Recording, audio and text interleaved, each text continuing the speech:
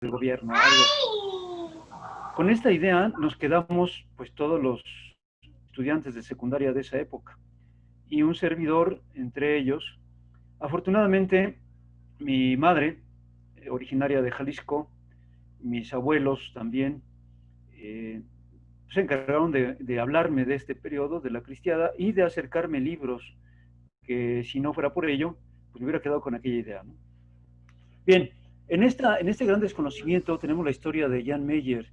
Jan Meyer es actualmente, yo creo que él, o uno de los más conocedores de esta época. Él es francés y estudiando en, no me acuerdo qué universidad de Francia, el doctorado, quería hacer su tesis de doctorado sobre un tema desconocido. Y un sacerdote que era compañero suyo del doctorado en esa universidad le dijo, si quieres estudiar una época, una etapa desconocida, investiga y estudia la cristiada en México. Así fue como Jan Meyer se decide a estudiar esta etapa de la cristiada de Francia, se viene a México y empieza a hacer las investigaciones buscando las fuentes primeras, sobrevivientes que habían participado en la cristiada, archivos, entró al Archivo Nacional de la Nación y como fruto de este trabajo se hizo un libro que está escrito en 3 tomos, que se llama así La Cristiada, y está ahora editado por Editorial Siglo XXI. Es un documento extraordinario, es una investigación muy bien hecha, eh, juntando todos los elementos que habían, en ese momento estamos hablando de los 70s, 1970 por allí, en donde él se acerca a todos los documentos que hay en el Archivo General de la Nación, se va a la zona, a las zonas donde estuvo sobre todo la cristiada, entrevista a los sobrevivientes y es una excelente obra, que después fue, digamos, editada o hecha en varias versiones. Una de ellas muy recomendable, sobre todo porque es muy ligera. Es esta que estamos viendo en la pantalla, La Cristiada de Jan Meyer por Editorial Clio. Es una obra de 4 tomos, pero es una revista prácticamente, son 4 revistas. Muy bien documentadas gráficamente, con también muy buena documentación histórica, pero sobre todo muy ligera. Pone allí Jan Meyer, sobre todo fotografías, documentos que dejan ver pues, lo valioso de esta investigación. Bueno, vamos ya al tema en de los antecedentes de la cristiada. Y nos remontamos un poco, pues, a muchos años, a la independencia. Iturbide, ustedes recuerdan cuando consuma la independencia de México, lo hace con 3 garantías en su ideario. Son la religión, la unión y la independencia, que son los 3 colores de nuestra bandera. Es una de las cosas que no se han cambiado en la historia oficial. Si ustedes preguntan, de hecho yo cada año casi lo hago, porque hay una clase relacionada con esto en la universidad, les pregunto a mis alumnos, qué representan, cuál es el significado de los 3 colores de la bandera? Casi nadie lo sabe, casi nadie lo sabe. Es más, he participado en algún programa de radio y en alguna ocasión en el programa, y dando además, ofreciendo un regalo de un libro, les pregunté, a ver, este libro va a ser de aquella persona que me responda cuál es el verdadero significado de los 3 colores de la bandera. Y no hubo una persona que me contestara cuál era el verdadero significado de los colores de la bandera. Me llamó la atención que una dama me llamó y me dijo, el verde es la esperanza, el blanco es la paz y el rojo es la sangre de los héroes y de los mártires. Y yo le dije, no, no, no, está usted equivocada. Se molestó la señora y me dijo, yo soy maestra de primaria, tengo muchos años dando clases y esto es lo que siempre he dicho, pues vea nada más todo lo que ha hecho usted a través de tantas generaciones. Les ha dicho algo falso, ¿sí?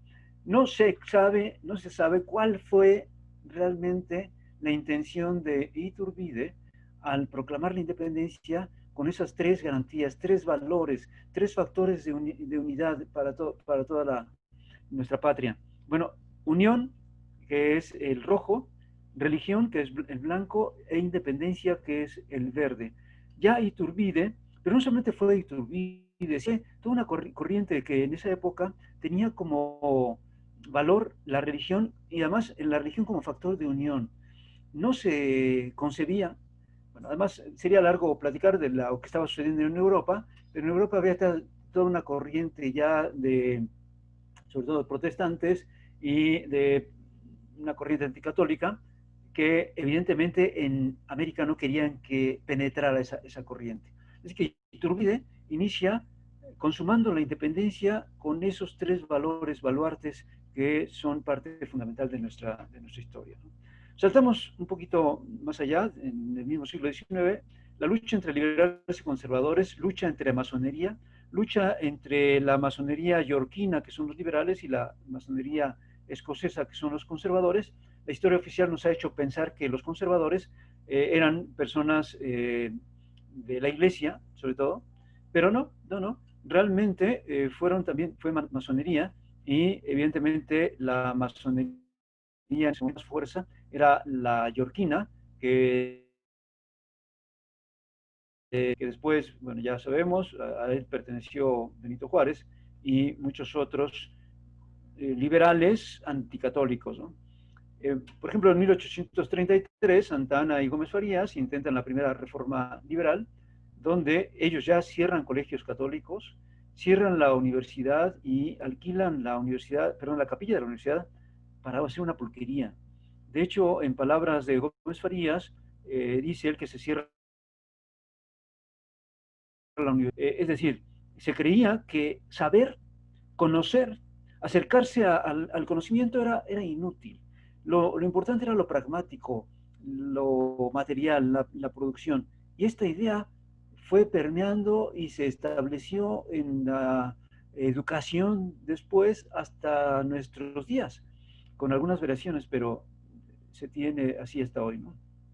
Bueno, en 1855 se da la Revolución Liberal, Comonfort con la nueva constitución, luego Juárez, que sube al poder por el golpe de Estado que da Félix Zuluaga a Comonfort. Comonfort sale huyendo a los Estados Unidos, Félix Zuluaga se proclama presidente, pero ya en la constitución liberal de 1857 establece que quien, a falta de presidente, quien debía ocupar la presidencia era el presidente de la Suprema Corte, y ese era Benito Juárez. Entonces, en ese momento se pone Benito Juárez como presidente, hay dos presidentes, y después viene la ley, digo, la guerra de reforma, que dentro de todo esto proclama las leyes de reforma, que es una ley de nacionalización, entre otras cosas, de bienes eclesiásticos, pero es una ley persecutoria a la iglesia, donde se le quería quitar todo el poder a la iglesia católica.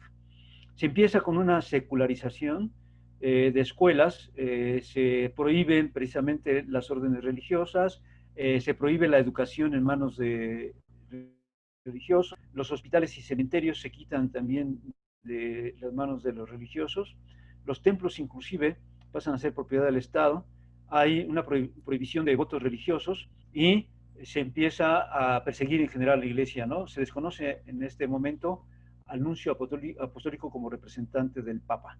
En esas circunstancias ya tenemos una situación de persecución, literalmente, de persecución a la Iglesia Católica. Muy bien, bueno, ya sabemos, viene después en la época de Porfirio Díaz. A Porfirio Díaz se le ha señalado como dictador, como todo lo malo que pudo haber, porque, entre otras cosas, él establece una cierta paz con la iglesia, da ciertas facilidades a la iglesia, no aplica las leyes de reforma y las leyes anteriores que perseguían a la iglesia, y de esta manera se da una paz, una cierta tranquilidad para que la iglesia se desarrolle. Bien, bueno, entre estas cosas, no se conoce la posición que tuvo Porfirio Díaz con respecto, por ejemplo, a Estados Unidos. Realmente podemos decir con toda certeza que la revolución fue promovida por los Estados Unidos porque Porfirio Díaz ya le estorbaba demasiado a los norteamericanos. Porfirio Díaz, por ejemplo, les quita las concesiones petroleras a gran parte de las compañías norteamericanas y se las da a los ingleses. Igualmente, las compañías ferrocarrileras se las da a los ingleses. No solamente eso, sino que evita que Estados Unidos haga una vía férrea que vaya de la frontera norte a la de México para facilitar el comercio de los Estados Unidos por todo nuestro territorio. No solamente eso, sino que se opone al tratado firmado por Madero, por la gente de Madero, el tratado Marlene Ocampo, donde se cedía no solamente el istmo de Tehuantepec, sino una franja que iba de Matamoros a Mazatlán, una franja que se le cedería a Estados Unidos, otra en la zona de Baja California, dándole ventajas y partiendo en 3 o 4 nuestro territorio nacional. Es más, hay un momento en que, bueno, Porfirio Díaz facilita que algunos militares se formen en Europa. Porfirio Díaz, ustedes recuerdan, admira a lo europeo, dando la espalda a lo norteamericano, a los norteamericanos. Y un militar que se forma en Francia particularmente es Manuel Mondragón. Manuel Mondragón, al formarse en Francia como artillero, al regresar, Porfirio Díaz le encarga que defienda el istmo de Tehuantepec y que ponga allí lo necesario, la artillería, para poder defender esta zona. Con mucha estrategia, Mondragón se adelanta a los norteamericanos. Él prevé que si hay una invasión podría ser por la zona del Pacífico y pone allí 3 cañones construidos en Alemania y modificados en México para defender el puerto de Salina Cruz. Y hay un momento en donde ciertamente viene una flota norteamericana, les hacen señales los mexicanos, no responden, mandan un disparo a una distancia de más de 10 kilómetros. Ese disparo da en el frente de la flota norteamericana. La flota sigue avanzando. Al no atender a ese disparo de advertencia y no atender a los avisos que les han dado por medio de señales de luz y seguir, el siguiente disparo hunde al barco insignia de Estados Unidos y con esto se queda detenida la flota porque en la flota de Estados Unidos su artillería tenía un alcance mucho menor a los 10-15 kilómetros que tenían estos cañones que habían sido puestos por Mondragón a Estados Unidos, y eso no se lo queda, bueno, y además es largo esto, porque antes quisieron establecer una colonia de norteamericanos en el Istmo de Tehuantepec para apoderarse de esa zona, pero esa estrategia ya estaba conocida desde que se hicieron dueños de Texas, y Porfirio Díaz mueve parte del ejército a esa zona, corre a los norteamericanos, después ellos intentan hacer esta maniobra de toma del istmo de Salina Cruz, no lo hacen gracias a este general Mondragón, y todo esto son golpes a los Estados Unidos. Quitarle las concesiones petroleras, las concesiones de ferrocarril, no cederles la zona del istmo de Tehuantepec. Todavía más, muy poco antes del inicio de la revolución, se entrevista el presidente, bueno, Porfirio Díaz con el presidente de Estados Unidos, y en la zona del Paso, Texas, y de Ciudad Juárez, en la zona del Paso, Porfirio Díaz viste de civil y en la zona mexicana de Ciudad Juárez viste de militar. Esto se toma como una afrenta a los Estados Unidos, se toma como un decir, aquí mando yo, por parte de Porfirio Díaz. Esto no lo perdonan los Estados Unidos y es cosa de ir viendo los momentos históricos, pero los Estados Unidos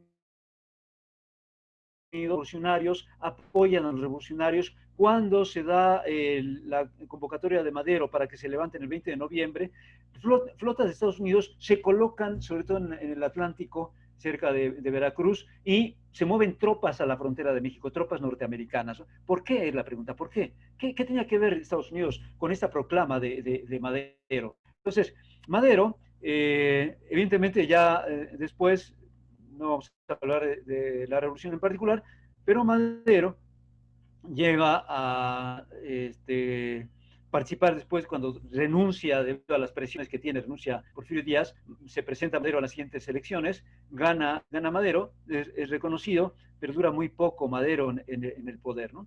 Bien, se levantan contra Madero Carranza, Zapata, Obregón y Villa en un principio, y empieza una guerra de caudillos. De hecho, los héroes que tenemos en la historia de México, que son estos, Carranza, Zapata, Obregón y Villa, se matan entre ellos, ¿no? Carranza mata a Zapata, Obregón manda a matar a Villa, Obregón manda a matar a Carranza, también sería largo, pero es interesante ver estaban estos caudillos en la época de la Revolución, cada uno luchando por el poder y algo que tenían en común es que en general querían la simpatía y la amistad de Estados Unidos, y Estados Unidos jugaba allí un papel muy importante. Por ejemplo, en 1914, por un pretexto tonto, donde además un barco de norteamericanos que están bajando armas para apoyar a Carranza en Tamaulipas, los marinos bajan, se emborrachan, hacen un escándalo, son aprehendidos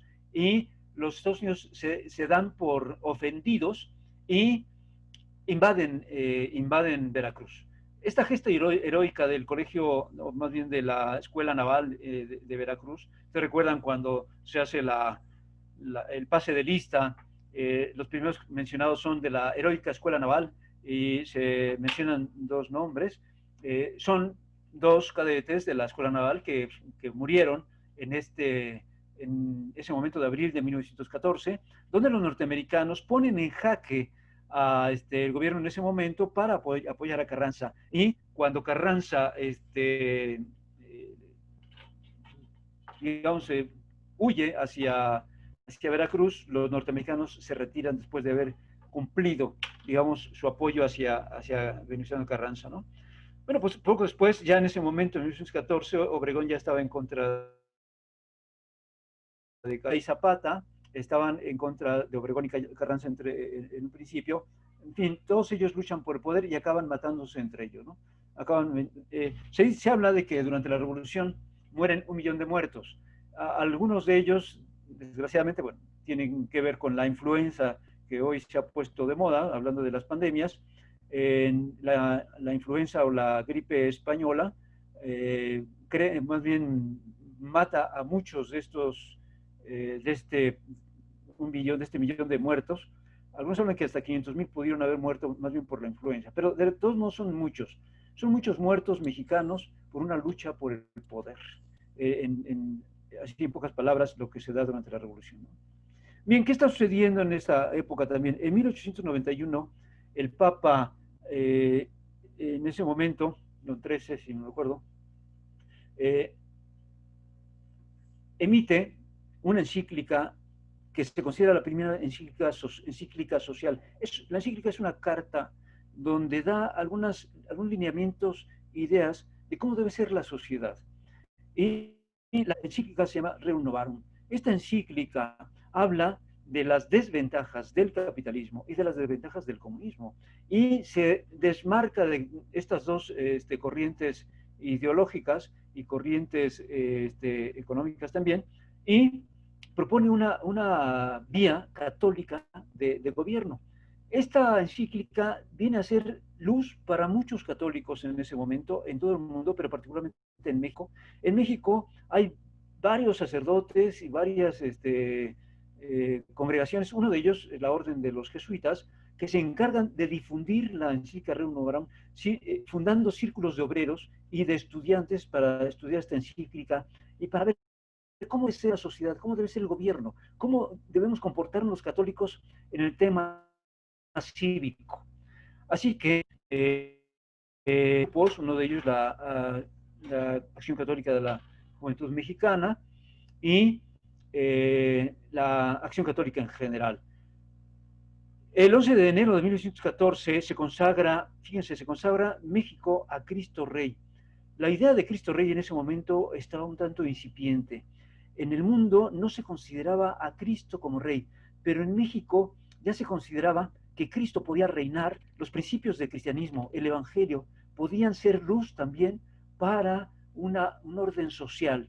Y este orden social se le empieza a conocer como el orden social cristiano, y surge allí en 1914 el grito de Viva Cristo Rey. De hecho, se da una celebración en la Catedral de México, donde es coronada la imagen del Sagrado Corazón de Jesús en ese momento, se corona como Cristo Rey y se hace una procesión.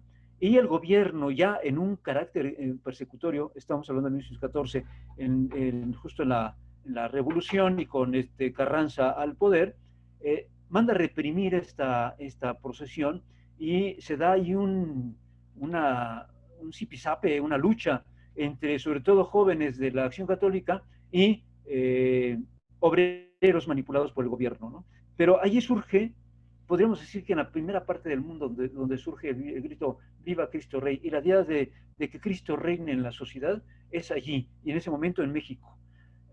Bien, con esta idea hay muchos pensadores que están trabajando al respecto de no solamente estudiar y promover una propuesta católica para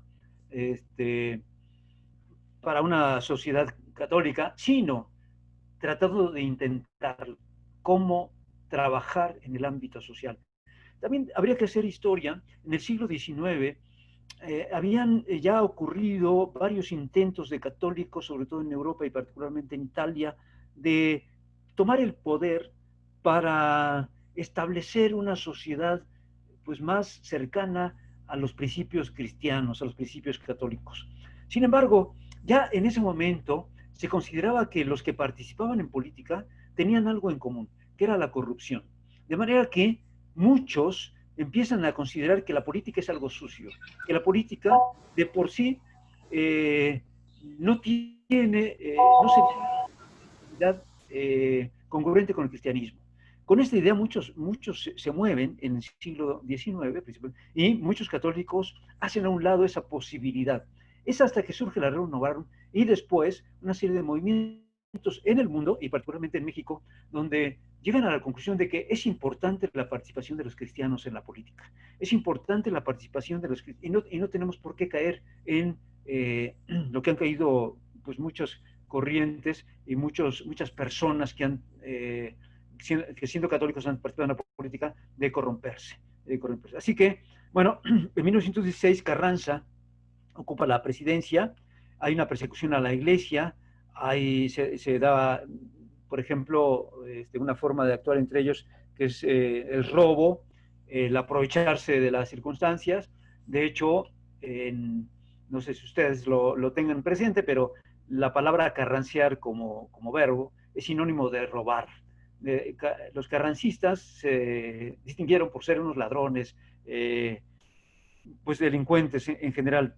En Puebla tenemos una imagen de Santo Tomás en el seminario palafoxiano que tiene particularmente un hoyo de bala, porque en esa época los carrancistas lo que hacían, por ejemplo, con las imágenes era hacer una especie de fusilamiento.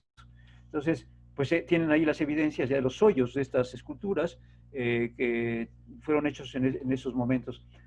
Se saqueó la biblioteca de la universidad.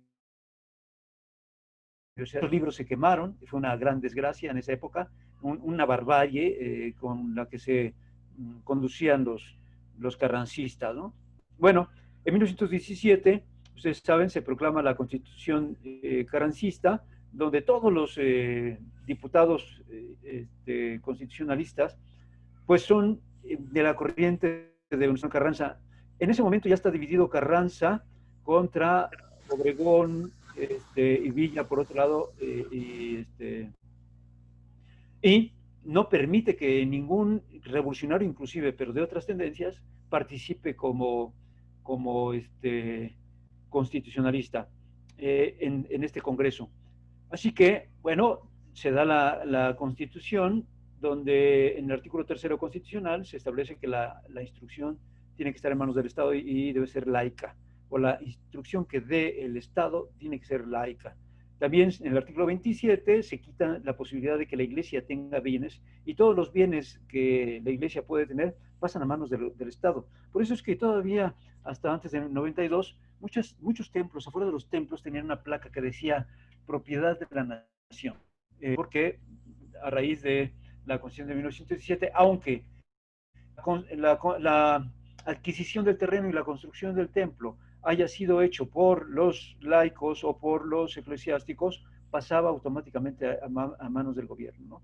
El artículo 130 reglamentaba un control sobre la iglesia, cuántos sacerdotes debían haber, cuántos, en fin, no debía haber sacerdotes extranjeros, bueno, muchas otras cosas que afortunadamente, vamos a ver después, quedan como letra muerta, sobre todo después de la cristiada. Pero bueno, pasamos ya a la época de Álvaro Obregón. Álvaro Obregón manda matar a Carranza, a quien manda matar a Carranza es a Lázaro Cárdenas. Lázaro Cárdenas, al tratar de cumplir la orden, se llega a donde está Carranza, una población de aquí de Puebla, y se encuentra con que alguien se le adelantó y ya mataron a Carranza, personas de calles precisamente. Bueno, así se estilaban las cosas en esa época, todos ellos militares, Carranza, bueno, Carranza, Obregón, Cárdenas y Calles, ¿no? Que además eran los, bueno, Calles y Obregón, los sonorenses.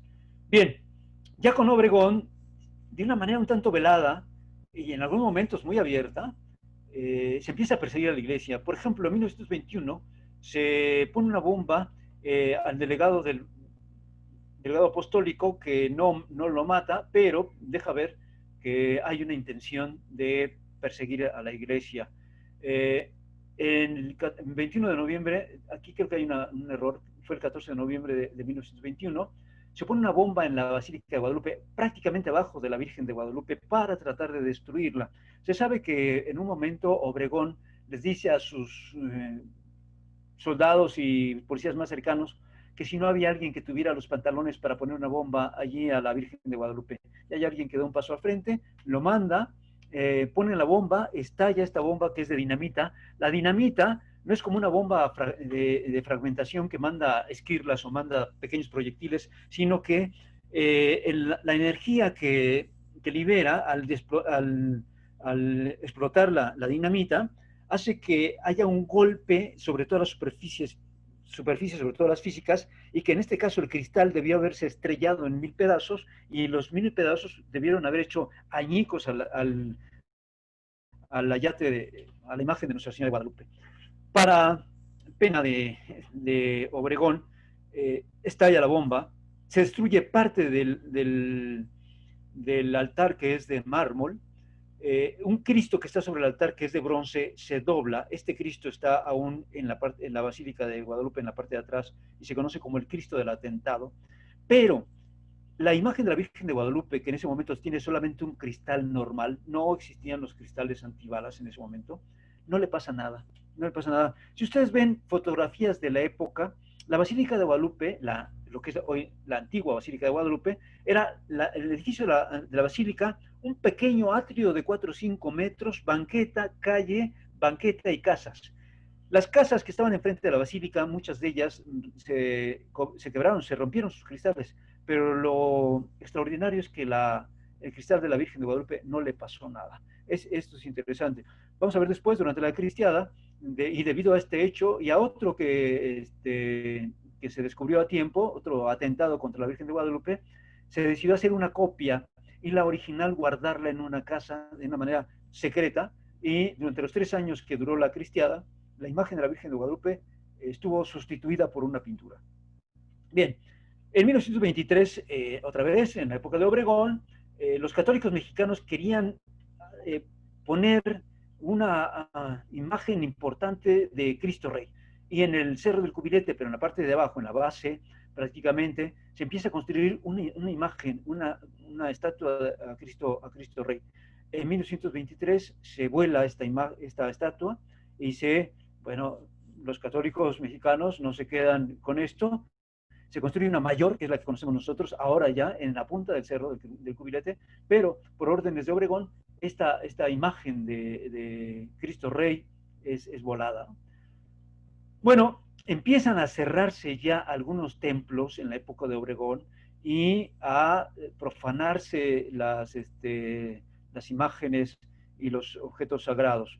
hay muchos ejemplos de imágenes que fueron acuchilladas, fusiladas, y templos que ya fueron cerrados en esta época de Álvaro Obregón. Álvaro Obregón era un bárbaro. Bueno, podríamos también hablar mucho de él, pero, por ejemplo, cuando llega al poder, llega sin el aval, sin la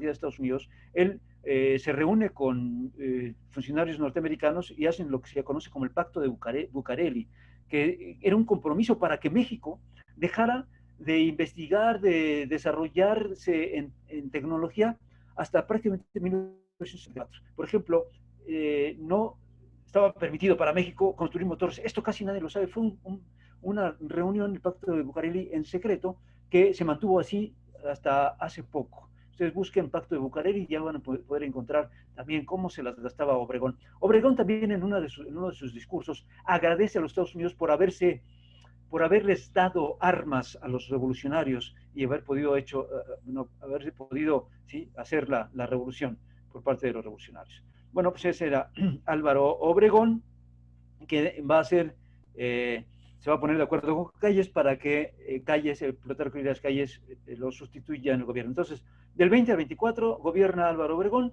y en el 24 lo sustituye Plutarco Elías Calles, que siguiendo los pasos de Obregón y con una mayor radicalidad, Plutarco Elías Calles, pues, católica. Bueno, entonces decíamos, Plutarco Elías Calles toma el poder en 1924, aplica las leyes de reforma y la constitución, que de alguna manera habían quedado desde ya como letra muerta, no se habían atrevido realmente a aplicarlas en su totalidad. Se pretendía controlar el número de iglesias, el número de misas, el número de sacerdotes, se prohibió los actos de culto público, portar hábitos en la calle ropa religiosa, las sotanas y las imágenes religiosas se prohibieron. Entonces Calles en 1926 reforma el Código Penal y emite lo que se conoce como la ley Calles o la reforma al artículo 130 constitucional, que es promulgada el 14 de junio de 1926, ¿no? Así que con estas circunstancias, pues ya muchos religiosos empiezan a ser perseguidos, encarcelados, en algunos incluso asesinados, ¿sí? Pues otra vez un poco de referencia a los libros de Jan Meyer, en uno de sus libros de Terrell Clio, habla particularmente del conflicto entre la Iglesia y el Estado, y lo hace de una manera, yo creo que muy completa, ¿no? Bueno, así pues, entonces estamos ya en los albores, en los inicios de esta guerra que conocemos como la cristiada, ¿no? Después de negociar Calles con los obispos, Calles se reúne con los obispos y les dice, Calles, de una manera cínica, solo les queda dos caminos, obedecer las leyes o las armas. Yo no sé si les recuerde esto o algo de algunos políticos actuales. Las leyes, para ellos lo máximo. Cuando no les conviene, las cambian como ellos quieren, pero cuando les conviene, las tratan de aplicar a rajatabla. Entonces, lo que les dice Calles a los obispos es, o siguen las leyes o les queda otro camino, levantarse en armas. Para esto, Plutarco Elías Calles había tenido ya el apoyo de Estados Unidos y había tenido la compra de armas y de caballos de los Estados Unidos. Sin embargo, los caballos que había comprado Plutarco Elías Calles eran caballos de gran alzada, caballos que sí eran caballos que habían sido del ejército norteamericano, pero que estaban entrenados y su porte era apropiado para enfrentamientos, digamos, de guerras frontales o de batallas frontales convencionales, y no tomaron en cuenta que el tipo de guerra que estaría esperando Calles contra los cristeros no sería ese tipo de guerra. Bueno, antes de decidirse o de hacer los levantamientos en armas, empiezan a surgir algunas agrupaciones como la Liga Nacional Defensora de la Libertad Religiosa, conformada en gran medida por personas de grupos apostólicos y particularmente de la Acción Católica.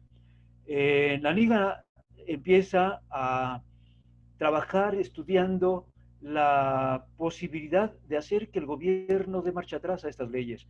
Y hace varias cosas. Una es un boicot económico que, con todo y que tiene mucho éxito, no mueve al gobierno de sus posturas.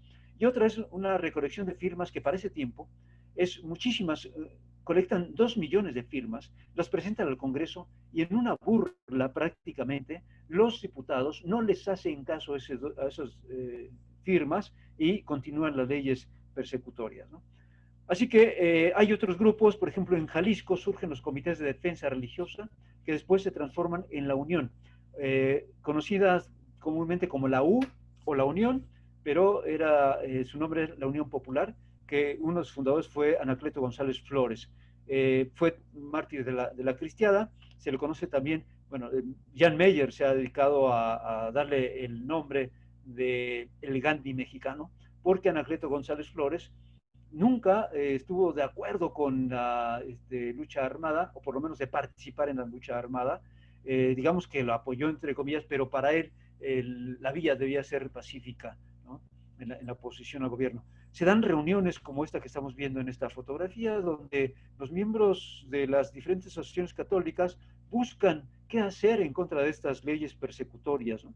Estamos hablando de que ya se ve venir un control por parte del gobierno de toda la iglesia y de la religión. Es un gobierno absolutista, es un gobierno que quiere controlar todo y que tiene incluso, quiere controlar pues, las conciencias de los habitantes. Así las cosas, bueno, aquí tenemos el periódico de los primeros cristeros, el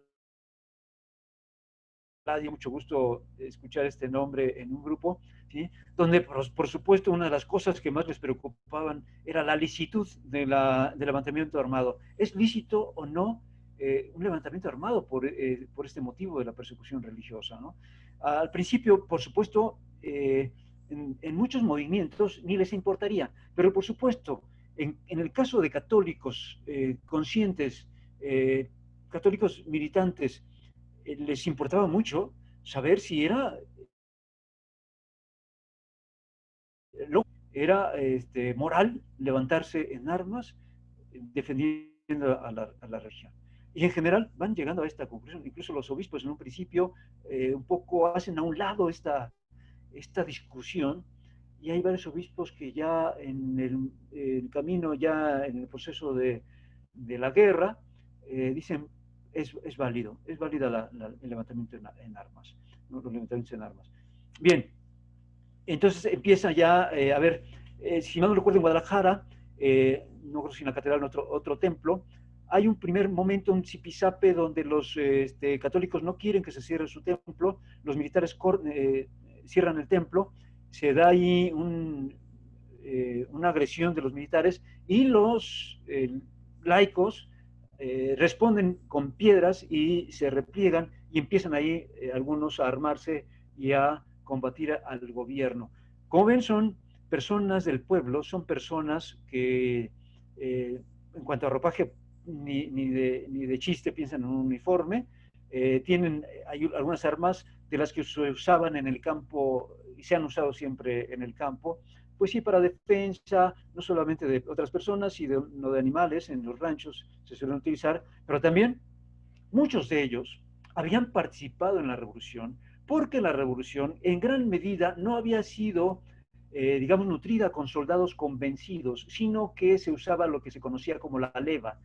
Los revolucionarios llegaban a un pueblo y a todo hombre que tuviera la edad para tomar las armas, lo capturaban prácticamente, lo unían a sus fuerzas y estaba amenazado con pelear en sus filas, y si no, pues eran pasados por armas. Y si, por supuesto, desertaban, eran pasados por armas. Entonces, no les quedaba otra. Y de alguna manera sabían utilizar un arma. Así que muchos de estos cristeros que van a tomar las armas ya convencidos, habían participado en la revolución como pues soldados obligados en aquel tiempo, ¿no? Así que pues entonces ya nos encontramos con el inicio de la cristiada. Calles intenta todavía hacer otro movimiento allí estratégico, dividir a la iglesia por medio de un patriarca, el patriarca Pérez. Es un sacerdote, si era sacerdote, a quien le ofrece que sea la cabeza de una iglesia mexicana y fundan una supuesta iglesia mexicana que no tiene ninguna repercusión, solamente para el gobierno. El gobierno es supuestamente la iglesia que él reconoce y desconoce a los obispos. Así que pues ya se da el rompimiento final. El 31 de julio de 1926 los obispos ordenan el cierre de templos en protesta a la ley Calles y la mayoría de los obispos salen del país. Algunos otros quedan escondidos y en general salen los obispos. Decíamos ya, por parte de la Liga Defensora de la Libertad Religiosa, se establece un boicot económico, llegan 2 millones de firmas a la Cámara de Diputados. Sin embargo, todo esto son esfuerzos inútiles porque el gobierno no reconoce y no acepta ninguna participación de la sociedad civil. Entonces, él ya está en lo suyo y cree que hay una frase que Calles le dice a un gobernador, perdón, a un embajador de otro país, donde dice: por cada semana que pase sin culto público, con los templos cerrados, más o menos disminuirá en un 2% el número de católicos, algo así. Si tiene 52 semanas el año, o sea, en un año ya no habría católicos, ya no habría religión, según Calles. Así que en esto se sostiene, con esta esperanza, se sostiene Plutarco Elías Calles. Bueno, por supuesto, manifestaciones de todo tipo se dan en las diferentes ciudades, ¿no? Una cosa que había en ese momento, sí había una gran riqueza de movimientos católicos, apostólicos, había una gran tendencia por la formación también de los laicos, habíamos dicho, los círculos obreros, los trabajadores guadalupanos, la acción católica, en fin, todos ellos tenían mucha actividad, había una vida religiosa muy importante, ¿no? Aquí vemos muchos jóvenes con estandartes de diferentes agrupaciones de ese tiempo, ¿no? Y además con la Virgen de Guadalupe, por supuesto, como gran, les diré, pues símbolo, pero más que eso, con la conciencia y la convicción de que México es México por la Virgen de Guadalupe. Y a ella se debía pues mucho del trabajo de los católicos en esa época, ¿no? Así con los templos cerrados y sin actos de culto, forma de defender sus derechos. Precisamente Jan Meyer recoge muchos testimonios donde la gente del campo, la gente sencilla, dicen: yo sin mis sacramentos no puedo vivir. Bueno, hoy deberíamos sentir ese pesar al estar en esta pandemia y no tener acceso a los sacramentos. Sin embargo, ellos, por una persecución y en forma obligada, pues no están dispuestos a aceptarlo, y muchos entonces empiezan a levantarse en armas. Y se empiezan a levantar en estados, sobre todo de Jalisco, estados de Jalisco, Guanajuato, Colima, Zacatecas y sobre todo en esta parte del Bajío, Michoacán también. Se habla de que el primer cristero ya organizado fue Luis Navarro Origel en la zona de Michoacán. Bueno, ellos no tenían armas ni municiones, tampoco tenían adiestramiento, no tenían jefes militares, estaban prácticamente carentes de todo, pero con una gran convicción. ¿Sí? Ya he dicho, entonces empiezan los levantamientos en Jalisco, Michoacán, Zacatecas, Colima, Durango. ¿Sí? En Puebla se dice también que fue el primer asesinado por esta época. Hay un señor que tiene una tienda en el centro de Puebla, de apellido, si mal no recuerdo, que se opone a que en su tienda se fije la ley de calles. Es un panfleto, es un cartel grande, como de 50 centímetros de alto, que estaba fijándose para que el pueblo conociera a qué estaba, cuál era la ley de calles, pues el reglamento de este artículo 130. Y este hombre se opone y lo matan. Entonces, para algunos, que además pertenecía a la adoración nocturna, este hombre fue el primer mártir de la cristiada. Bien, escenas como estas son comunes en esa época, desde la Revolución, templos profanados, donde son usados como comedores, salones de fiesta, caballerizas, retablos de una gran riqueza cultural, como este retablo barroco que estamos viendo. En muchos casos fueron destruidos y quemados para hacer fogatas y para calentar allí su comida. Realmente destrozos bárbaros. Si ustedes van al centro de la Ciudad de México, después de la catedral, si ustedes recorren algunos templos que están en los alrededores, van a ver que el retablo, siendo templos de virreinatos, templos antiguos, los retablos ya son de estilo clásico y ya no tienen estos retablos que eran de la época virreinal, porque en esa época muchos de ellos fueron destruidos y fue una gran, gran desgracia. Bueno, así pues, entonces la guerra inicia ya, podemos decir, en julio de 1926, y entre agosto y diciembre de 1926 se producen 64 levantamientos armados de campesinos, la mayoría de campesinos. Se habla ahí, en ese primer año, que se llega a tener 8.000 combatientes, 8.000 combatientes, y el gobierno, se hablaba de que tenían alrededor de 60.000 soldados. Pero esos 8.000 combatientes empiezan a hacer una guerra en una estrategia que conocemos hoy como guerra de guerrillas. Estos combatientes eran pocos, pequeños grupos que se escondían en la sierra, esperaban, esperaban y sabían el movimiento de los soldados, esperaban a su paso y hacían golpes de mano a los grupos del ejército federal, siendo normalmente el factor sorpresa el decisivo, y teniendo las primeras batallas grandes éxitos los cristeros. Y así les arrebataron armas, municiones, caballos en algunos casos. Ah, bueno, y en el caso de los caballos, en estas circunstancias, sobre todo en la sierra, los caballos de los soldados federales no eran muy útiles. Los que sí eran útiles eran los caballos pequeños, de paso rápido, que conocían incluso la zona, y que tuvieron, les digo, ventajas en esta estrategia militar en los primeros ese primer año y en general durante la guerra cristera. Si ustedes leen, por ejemplo, la guerra de Indochina, la guerra de Vietnam, por el conocimiento de del terreno, lo agreste del terreno, los habitantes del lugar tenían ventajas, muchas ventajas. Por eso es que Estados Unidos, con todo el poder de su ejército que tenía, por ejemplo, en la guerra de Vietnam, pues no pudo tener la victoria en Vietnam. Bueno, otros puntos interesantes dentro de la guerra, la ACJM, después la Acción Católica de la Juventud Mexicana, la Liga y Brigadas Juana de Arco, que eran mujeres, damas, que sobre todo se pues prestaban o se comprometían con el ejército cristero para llevar municiones y pertrechos, alimento a las tropas en donde estaban ellos ocultos. Esto se ve de una manera muy clara en la película que hace unos cuantos años se hizo, que es La Cristiada, ¿no? Incluso algunas de estas damas compraban estas municiones a las tropas para entregárselas a los cristeros. Muy bien, a las tropas federales, ¿no? Inicia la guerra, decíamos, como guerra de guerrillas, con grandes victorias para los cristeros y arrebatando sus armas a los federales, ¿no? Hay sí un exceso, hay crueldad de ambas partes, pero hay mucho más evidencias de crueldad por parte del ejército federal. Si ustedes ven fotografías, sobre todo fotografías, hay muchos más casos en donde hay masacres del gobierno federal hacia los cristeros, hay torturas horribles, ¿no? La que se hizo con José Sánchez del Río, donde se le tortura quitándole prácticamente la piel de las plantas de los pies. Lo mismo se hizo con el padre, si no recuerdo, Sabás Reyes.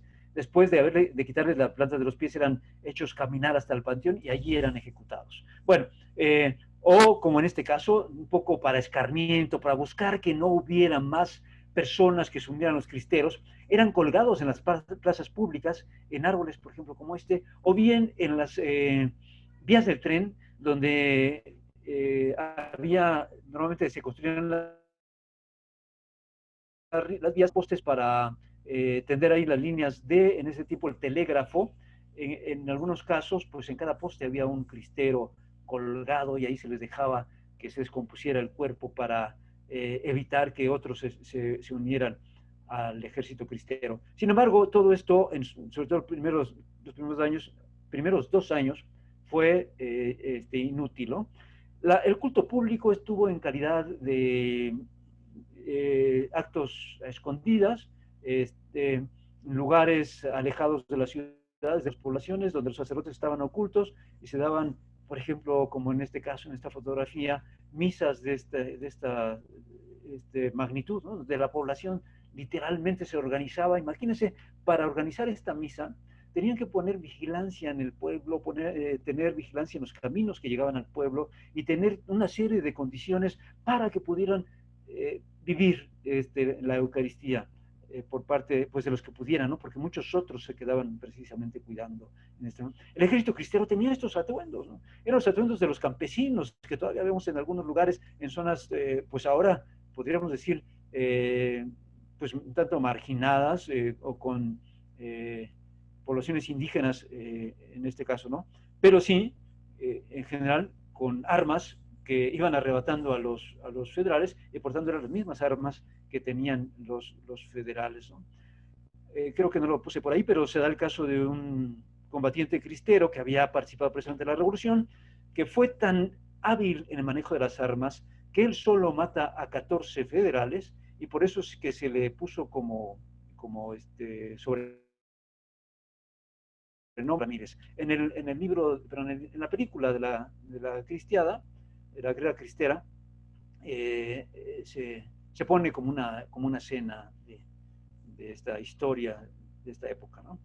Bueno, el ejército federal, ya decíamos, era profesional, el ejército federal, se había preparado para la guerra comprando caballos y armas a Estados Unidos, ¿sí? Pero ante su incapacidad en el combate de guerrillas, contratan, aquí fue donde empiezan a tener éxito los federales, porque ellos no conocían el terreno. ¿Cómo hacer para acercarse gente que conociera el terreno y conociera a los cristeros? Pues con el ofrecimiento de tierras se acercan y logran comprar a algunos, que podríamos decir, soldados mercenarios que combatían por el gobierno federal siendo del mismo pueblo y conociendo a los cristeros. Y de esta manera el ejército federal tenía pues guías, tenía personas del mismo pueblo que sabía por dónde estaban los cristeros y empiezan a tener algunos éxitos los federales. A estos hombres se les llamó como su ofrecimiento o como el pago iba a ser tierras, iban a ser tierras, se les llamaron los agraristas y se distinguieron por ser los más crueles combatientes de los cristeros o a los cristeros, ¿no? Se manipularon las partes de guerra. Por supuesto, los gobiernos totalitarios, absolutistas, tratan de controlar la información. Esto seguramente no les es nada raro a los que nos están escuchando, ¿no? Manejan las cifras como ellos quieren. Por ejemplo, recuerdo en la guerra de los 6 días entre Israel y bueno, los países que lo rodeaban, Egipto, Siria y a Jordania, eh, ganando totalmente Israel y derrotando a Egipto en el desierto del Sinaí. El presidente de Egipto decía que iban ganando, que iban teniendo éxito en sus actividades militares, cuando fue todo lo contrario. Bueno, así el gobierno de México empieza a dar información de que pues van combatiendo efectivamente a los cristeros, pero no fue así, nada de eso. Las partes de guerra, decíamos, se manipulan. El grito de Viva Cristo Rey surge allí como un grito de guerra. Los combatientes cristeros, cuando combatían, gritaban viva Cristo Rey. ¿Qué creen que gritaban? Pues viva Satán, viva Satán. El general Joaquín Amaro tenía particularmente una crueldad exagerada, y aquel soldado federal que lo descubriera con escapulario o con una imagen religiosa era fusilado como orden de Joaquín Amaro. Bueno, este era el ejército federal, les digo, con caballos de gran alzada, ejército profesional, pero en los primeros años de la guerra cristera, siendo derrotado, ¿no? Estos son los agraristas, que decíamos fueron los más crueles, los más efectivos en el combate a los cristeros y también los más crueles. Aquí tenemos un ejemplo, ¿no? Bueno, la iglesia, ¿cómo se comporta en este tiempo? Algunos obispos salen del país, entre ellos Pascual, tener un papel muy importante en los arreglos, en los tratados de paz, ¿sí? No comprendían mucho de ellos la guerra, pero la mayoría permanecía en su diócesis escondidos, en sus diócesis. Muchos sacerdotes también ejercieron su ministerio a escondidas, pocos iban como capellanes al ejército cristero y bueno, todavía mucho menos, el padre Vega, uno de ellos, pero son contados los que tomaron las armas junto con los cristeros, ¿no? El Papa se lamenta la situación, informado de lo que estaba sucediendo, habla de que la persecución religiosa en México se podía comparar con la persecución de los primeros siglos del cristianismo, ¿no? Bueno, algo interesante, en este mapa se ve, digamos, el papel de la iglesia en los estados que tienen color blanco, es donde, digamos, que se sujetan a la ley, donde están controlados los sacerdotes, ¿sí? Donde está punteado es donde no están controlados, han salido los sacerdotes, y en donde están líneas bueno, rayadas, los estados con líneas, no se sabe cuántos sacerdotes había, ¿no? Pero en la mayoría de estos estados donde están punteados, están escondidos los sacerdotes. Bueno, hay mucha, bueno, ya después tinta ya que ha corrido acerca de esta situación de la iglesia, ¿no? Bueno, ya hablando de la guerra mismo, en julio de 1927 toma el mando un general de carrera, el general Enrique Gorostieta. Habría mucho que decir también del general Enrique Gorostieta. Se supone, no se sabe bien, pero se supone que él no estaba convencido del movimiento, y a partir de que él toma el mando del movimiento y el contacto y la convivencia con los mismos cristeros, él se convence de la licitud, de la justicia del movimiento, incluso se ve como un católico ya convencido. Hay fotografías de él donde está en un campamento sentado en una fogata, donde está un gran crucifijo en su pecho, ¿no? Bueno, si nos da tiempo, hablaré de algunas anécdotas al respecto de él. Bien, los cristeros entonces prácticamente dominan el occidente y el bajío de México, incluso en Zacatecas y algunos otros estados o partes de los estados del occidente. Los cristeros ya tienen autoridades civiles, incluso llegan a hacer su moneda, llegan a controlar el gobierno y a hacer su moneda, y es la que rige en esos estados, en esos lugares, ¿no? Se producen nuevos levantamientos debido a la crueldad del ejército. O sea, el ejército, al ser tan cruel, provoca una reacción natural de oposición a él, y muchos más se unen al ejército cristero. De manera que cada año va aumentando el número de combatientes en las fuerzas cristeras. En 1926 decíamos, llegan a levantarse algo así como 8,000. Se habla que llegan a, creo que cerca de 30,000, ¿sí? Bueno, uno de los casos de crueldad y de fusilamiento, de un asesinato literal, fue el que se hizo con el padre Miguel Agustín Pro. En 1928 se postula para sustituir a Calles como presidente, se postula Álvaro Obregón. Y los católicos, muchos de ellos hacen un análisis y dicen, pues,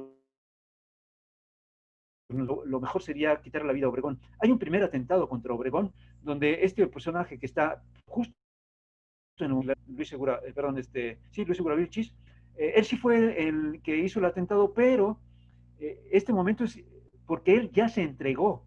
El gobierno a quienes captura son a los hermanos Pro, al padre Pro y a su hermano, y viendo el autor realmente del atentado que han capturado a los hermanos Pro, él se entrega para que dejen libres a los hermanos Pro.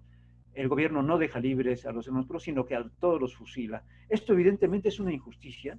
Esto incluso llega a Europa y se difunde por medio de fotografías y de unos elementos que corrían por el correo, se distribuían por el correo, postales. Por medio de fotografías postales se difundían por toda Europa, y esto logró también hacer toda una corriente a favor de los cristeros de opinión internacional.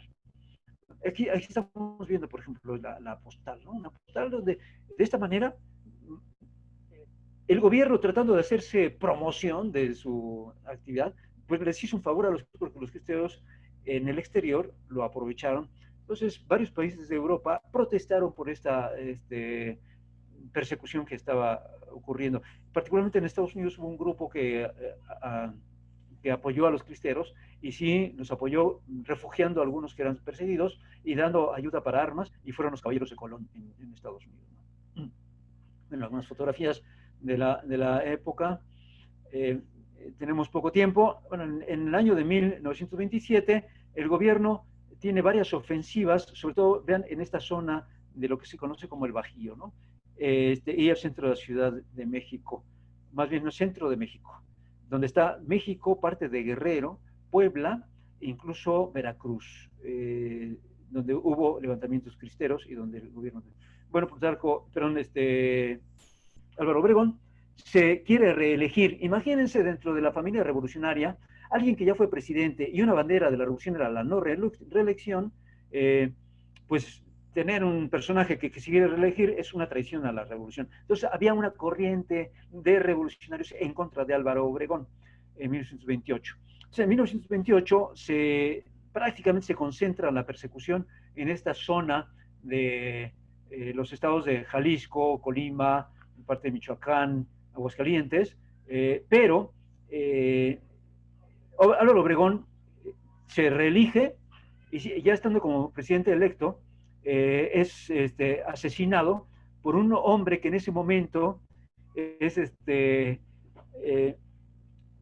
pero ahorita si me acuerdo, les digo, que era un dibujante, José de León Toral, era un dibujante que se acerca a Obregón en una comida en un restaurante que se llama La Bombilla, en el sur de la Ciudad de México, y aprovechando el permiso de sus guardaespaldas para enseñarles el dibujo, una caricatura que le había hecho Obregón, se acerca y le dispara. Sin embargo, está el acta de defunción de Obregón, no de defunción, de la necropsia que se le hizo a Obregón, donde tiene más de 40 tiros y de varios calibres. Era imposible que un solo hombre con un arma le metiera 40 tiros a Obregón.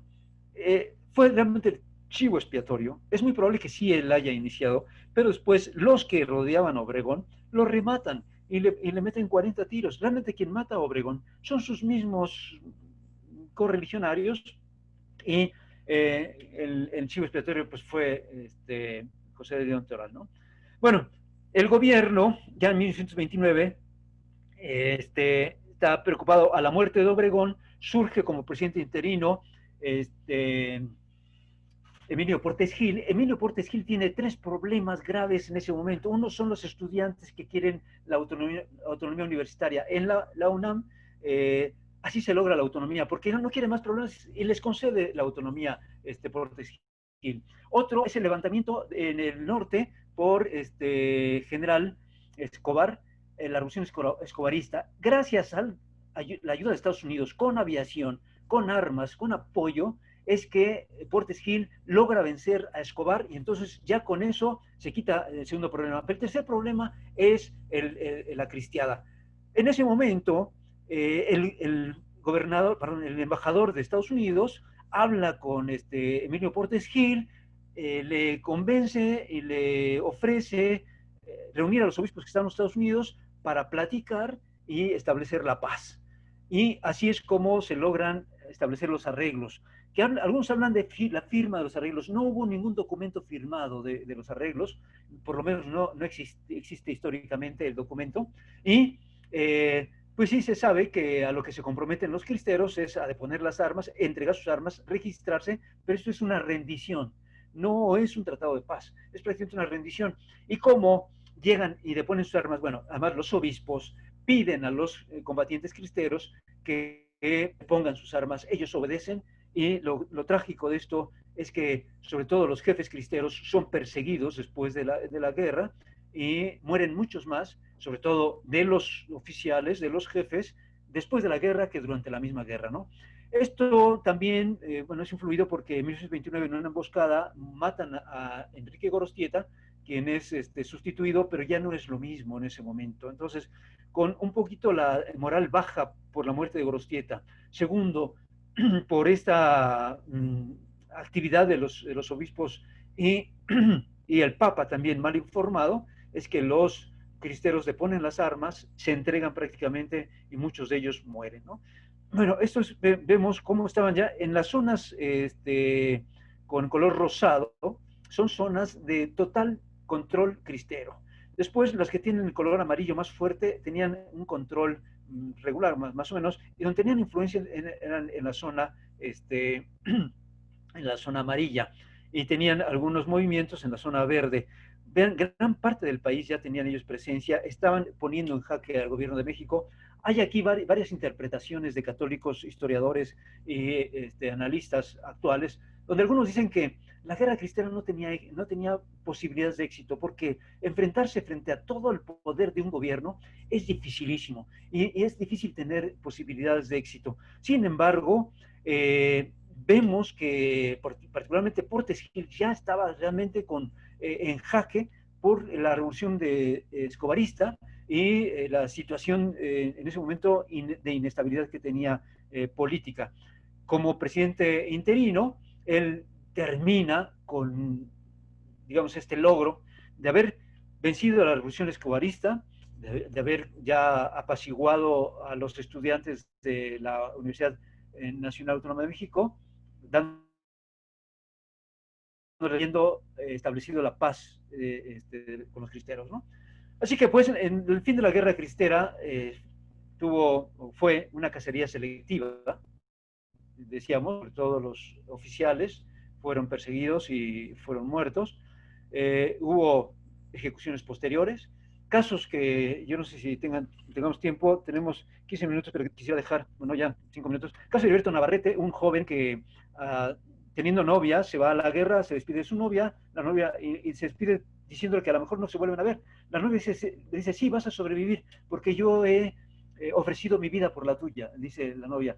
Este hombre, Heriberto Navarrete, al terminar la cristiada, sobrevive, va a buscar a su novia y se encuentra con que ella ha muerto de enfermedad y decide hacerse fue sacerdote jesuita. Escribió un libro que se llama Por Dios y por la Patria. Bueno, hablar del padre Miguel Agustín Pro también sería largo, un santo hombre, de hecho es beato, pero bueno, los jesuitas yo creo que no han hecho lo suficiente para concretar ya la canonización, ¿no? El padre Sabar Reyes, que ya les he dicho, fue torturado horriblemente, el padre Robles, en fin, bueno, escenas como esta, por eso decíamos que si bien hubo excesos de ambas partes, sobre todo del ejército federal, donde incluso sacaban fotografías y presumían, digamos, fotografía. Algunas otras cosas, bueno, para no leer todo esto, Portes Gil se reúne con los masones le reclaman a Portes Gil, esto en la festividad que tienen ellos el 21 de marzo, le reclaman a Portes Gil por qué estableció la paz, y Portes Gil un poco burlón dice, yo no podía negar a los católicos el que se sujetaran a las leyes, diciendo como si ellos querían sujetarse a las leyes. Y además, vean lo que dice, ahora, queridos hermanos, el clero ha reconocido plenamente al Estado, ahí le aplauden, y dice, y ha declarado sin tapujos que se someterá estrictamente a las leyes. Es lo que comentaba. Dice, yo no podía negar a los católicos el derecho que tienen de someterse a las leyes. Y dice, esto es importantísimo, la lucha es eterna. La lucha inició hace 20 siglos, y mientras yo esté en el gobierno, protesto ante la masonería que seré celoso de las leyes constitucionales en México. Dice, en México, el Estado y la masonería en los últimos años han sido una misma cosa. Bueno, esto nos explica un poquito también cómo está el Estado mexicano, cómo se ha establecido, cómo inició en estas épocas revolucionarias. Lo que está diciendo es, nuestra lucha es contra el cristianismo. O sea, desde que inició Cristo estamos en lucha y es eterna, ¿no? Vamos a seguir con ellos. Bueno, Portes Gil, los arreglos, y la, son dos libros de muchos que hay ya. El libro que les comenté, los 3 tomos de la Cristiada, así se llama, de editorial siglo XXI, donde el primer tomo es la guerra de los cristeros, el segundo tomo es conflicto entre la iglesia y el Estado, y el tercer tomo es los cristeros. De Carlos Pereira, México falsificado, tomo 1 y 2, muy, muy interesante, pero habría muchos, por ejemplo, entre los patas de los caballos de Luis, en fin, ahorita se me fue el nombre, sí, Luis Segurovich, no, en fin, no me acuerdo el autor, pero entre las patas de los caballos está Editorial Porrúa, muy accesible, muy recomendable, ciertamente es una novela histórica, pero muy apegada a la realidad. Se dice que el autor perteneció al ejército cristero, fue a CJ y lo matan después de los arreglos. Al matarlo, ya en el suelo, lo revisan y tiene en sus ropas este libro que no se ve ya al final porque la mancha la sangre no permite leer todo el final del libro, y alguien que está allí dice, esto le pasa por meterse entre las patas de los caballos, y por eso al libro le ponen entre las patas de los caballos. Pero hay otro autor, Rius, que también hace buenos libros sobre la cristiada, y ahora últimamente el padre Fidel González, que ha hecho un libro de 2 tomos, ahorita no me acuerdo cómo se llama, con lágrimas de sangre, y luego otro resumen en un solo tomo. Bueno, pues con esto me pongo a sus órdenes, y el tiempo que me dieron pues prácticamente se cumple, pero si hay alguna duda, con mucho gusto, si puedo contestarla, estoy a sus órdenes. La verdad, muchísimas gracias. La presentación, todos estamos de acuerdo en que ha sido fenomenal, cumplió nuestras expectativas y todavía la superó. Bueno, en este momento, no acabamos todavía, nada más nos despedimos del público que nos está viendo en la transmisión en vivo a través de las páginas en Facebook, para que ahora sí pasemos a la parte de preguntas y respuestas. Tenemos algunas preguntas en el registro que llenaron los participantes y hubo unas que ya contestó la mayoría ciertamente, pero hay otras que podrían ser pertinentes. Entonces, nada más en el momento que me confirmen que ya se corta la transmisión en Facebook para que podamos continuar. Muy bien, ya terminó. Nos preguntaron a través del registro que cómo se organizó la iglesia, el clero, para seguir evangelizando a pesar de las leyes que les prohibían seguir oficiando misas públicamente. Bueno, aquí fue realmente iniciativa en gran medida particular de los sacerdotes. Se dio una desbandada en general de la iglesia, ya la iglesia jerárquica, pues podemos decir que dejó de comportarse así, y muchos sacerdotes siguieron ejerciendo su ministerio de manera escondida, ¿no?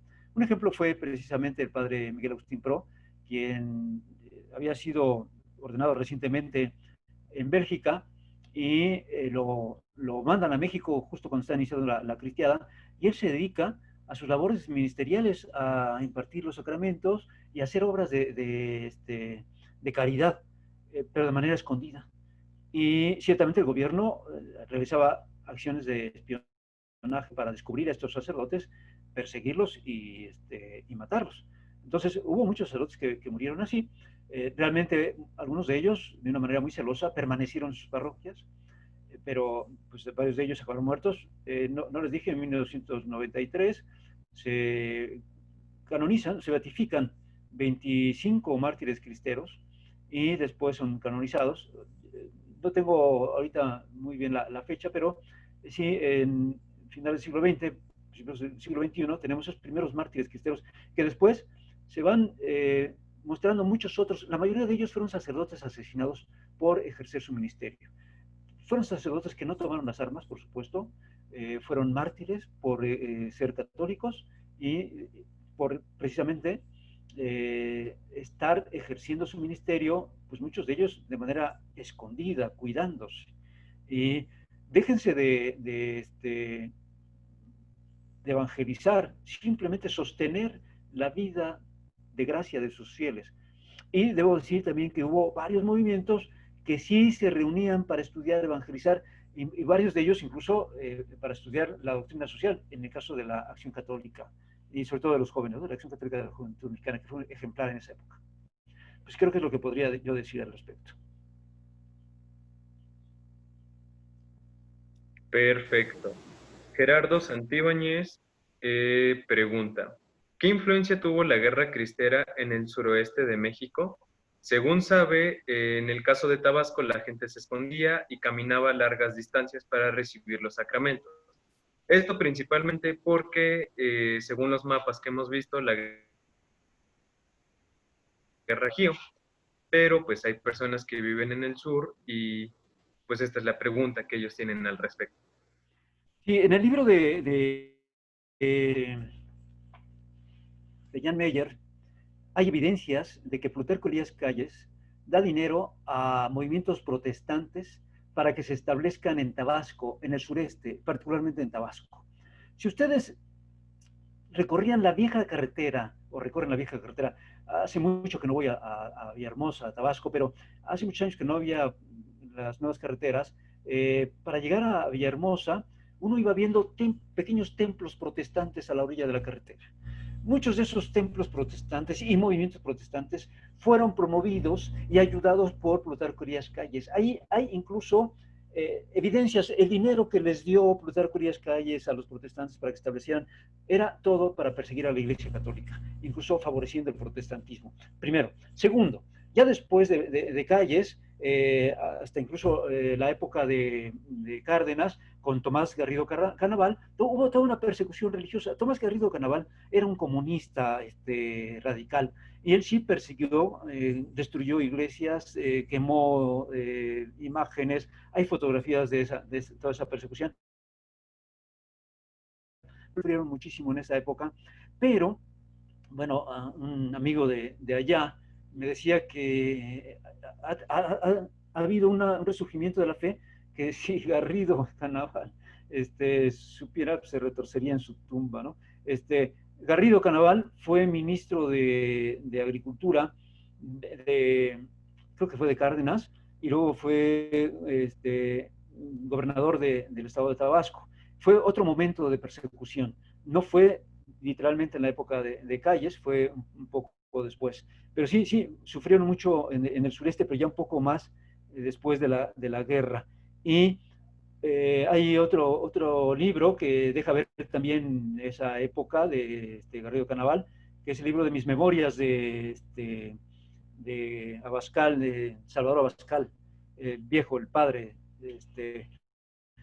En el libro de mis memorias, él trabaja por la fe en los estados de Guerrero y después en Tabasco. Muy interesante. Si quieren y tienen intenciones de abundar más en esto, les recomiendo ese libro. Y hay un libro también que se llama Cito Tomás Garrido Canaval, no recuerdo de qué autor es, pero es de Editorial Tradición, al respecto de esta persecución que fue un poco posterior. Bueno, y hay un libro de un autor, bueno, es un libro internacional, que es El poder y la gloria, de es un inglés, que narra precisamente el caso de un sacerdote que anda huyendo, imagínense, por la selva de Tabasco, en una selva tropical, además en aquel tiempo con grandes incomodidades. Él viaja muchísimo a pie, huyendo de la persecución en ese tiempo, y bueno, es la historia de este sacerdote, ¿no? El poder y la gloria de Blackham Bell, no me acuerdo bien el apellido, pero bueno, está ahí también eso, ¿no? Sí, alguna. Muy bien. Por cuestiones de tiempo, solo vamos a responder solo otras dos preguntas. La siguiente es, ¿cuál es el papel concreto del Vaticano dentro de la guerra cristera? Sí, bueno, el Papa, Pío XI mal informado. Bueno, primero el Papa escribe una carta hablando de la aflicción por la persecución religiosa, lamentando la situación de la persecución religiosa. Se dice que el Papa, mal informado, instruye a los obispos para que se establezca la paz. Por eso es que algunos integrantes del movimiento cristero, hasta muchos años después, particularmente en la segunda visita de Juan Pablo II, se llegan a reconciliar con la iglesia jerárquica, porque muchos de ellos consideraron como una traición, porque consideraban que tenían posibilidades de victoria, una victoria militar, y que el haberles pedido a los cristeros que depusieran las armas implicaba así una traición. Cuando el Papa Juan Pablo II en la segunda visita en 1989, no me acuerdo, 90, tiene una reunión en San Juan de los Lagos. Al final de esa reunión se reúne con excombatientes cristeros y les da una bendición y y les dice que la iglesia los entiende, y para muchos hasta ese momento se da una plena reconciliación con la iglesia jerárquica. Pero hubo de todo, hubo pastores que nunca abandonaron a su pueblo, por supuesto, creo que la mayoría, algunos mal informados y sobre todo los obispos que tuvieron la relación con Portes Gil, ¿sí? Pero no podemos hablar de que hubo un bloque, una forma de acción común de la jerarquía eclesiástica, ¿no? Gracias, Frida, el poder y la gloria de Graham Greene. Bien, bien. También me preguntan, ¿cuándo se estableció? Precisamente después de los arreglos, el gobierno se compromete a ya no perseguir, a reabrir los templos y queda la ley Calles como letra muerta. Y es hasta 1992-93 con Salinas, cuando se reforma el artículo 130 y por lo menos cambian las circunstancias de aquellas leyes que, fíjense, desde 1929 hasta 1993 fueron leyes que no se aplicaban prácticamente, ¿no? Era una incongruencia, sobre todo de parte del gobierno. Bien, ¿alguna otra comentario o duda? Sí, la última pregunta se divide en dos partes. La primera parte es, ¿cuál es el impacto de la guerra cristera en la actualidad? ¿Cómo la vivimos nosotros? Y la segunda parte es, ¿cómo nosotros podemos imitar a los cristeros o en qué los podemos imitar? Muy interesante. Bueno, déjenme decirles que evidentemente el efecto de la cristiada es evidente en la zona de, bueno, desgraciadamente ahora con esto del narcotráfico y la delincuencia, pareciera que Jalisco, Michoacán y Guanajuato serían tierra de delincuentes. Sin embargo, si ustedes ven, por lo menos estos tres estados, es donde la religiosidad popular está más interiorizada, es donde hay más religiosidad popular. Bueno, incluso Zacatecas, Puebla, Durango, parte de Guerrero. Podemos decir que la cristiana tuvo ese fruto. Era ser o no ser. Para los católicos es vivir en la congruencia. Es estar dispuestos a morir por mi fe. Eso implicaba ser o no ser y prepararse, tener eh, una fe pues preparada y además vivida, ¿no? Yo creo que es una primera consecuencia. Una segunda consecuencia es, yo creo que sí, para el gobierno fue un estate quieto, un quien vive, como dicen, mira, los cristianos en México no se andan por las ramas, cuidado, ¿no? Tienen elementos, así que cuidado. ¿Y qué hacer nosotros? Bueno, primero, ser católicos congruentes, saber lo que existió, lo que sucedió, evidentemente, ser hábiles y ser, bueno, pues astutos y también prudentes para pues hacer lo que ellos lo que los cristianos querían en ese tiempo, un mejor país, pero en este momento sería, me parece muy imprudente y totalmente fuera de lugar, buscar la vía de las armas, la vía por la fuerza, ¿no? Este, ellos estudiaron, los cristianos estudiaron muy bien la licitud de esto. Hoy tendríamos que pensarlo mil veces, pero sobre todo, yo creo que tenemos mucho trabajo que hacer en la formación cristiana y sobre todo en la formación social cristiana. Creo que es la tarea que ellos nos han dejado, claro, sabiendo los herederos de ellos, por esa congruencia y ese pues, estar dispuestos incluso hasta dar la vida por Cristo, por Dios, pero en este caso ya la vida se da de otra manera. Es día a día, estudiando, trabajando y buscando pues tener una influencia en nuestros diferentes ámbitos y Dios quiera mejorando las condiciones de vida de nuestra patria, ¿no?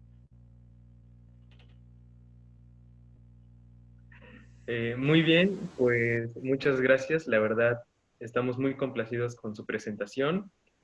Eh, a mí me hizo muy feliz ver la fotografía que usted publicó, bueno, que compartió del periódico Gladium, de Anacleto González Flores.